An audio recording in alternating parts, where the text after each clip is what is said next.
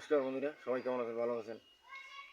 ওম নমঃ শিবায়, ওম নমঃ শিবায়। আমি মধুসূদন অধিকারী। আজকে আমি আলোচনা করব মঙ্গল পর্বতে ত্রিশূল চিহ্ন নিয়ে। মঙ্গল পর্বতে ত্রিশূল চিহ্ন থাকলে জাতককে পরম জ্ঞানী বলা যায়, বা পরম জ্ঞানী বলা যায়, এর কথা জ্যোতিষশাস্ত্রে বলা আছে। মঙ্গল আছে ভূমির কারক দেবতা, ভূমি সংক্রান্তিক কাজকর্ম বা যে কোনো কাজ রাগের যায় ওই কাজটা করা যায়।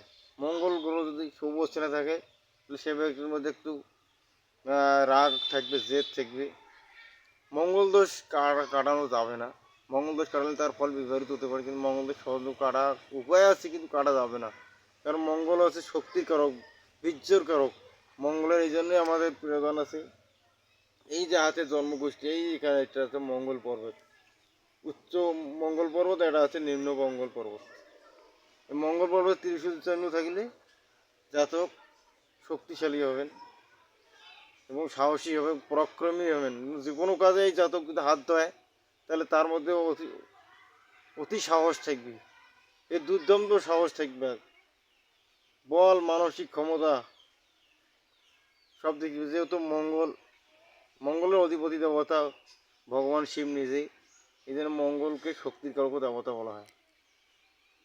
মঙ্গল দেবতা একটু সাধারণত একটা আতঙ্ক সৃষ্টি করে যাদের হরস্কোপে, এই যে হরস্কোপে মঙ্গল যদি নিম্ন অবস্থায় থাকে তাহলে তাদের একটু শারীরিক সমস্যা হয়, এই সমস্যা সমাধান করাও যায়।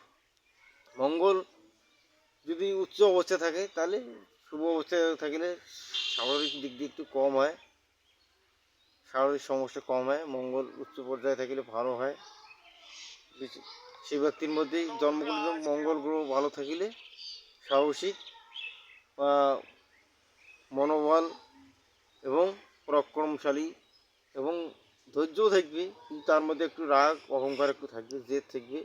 মঙ্গল যেহেতু শক্তিকারক দেবতা, এই জন্যে কিছু কিছু কাজ এই জাতক রাগ দেখেও করে নিতে পারবে।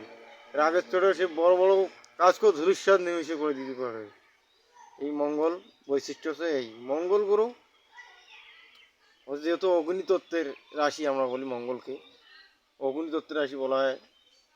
মেষ রাশির জাতককে বলা হয় সাধারণত অগ্নিতত্ত্বের রাশি।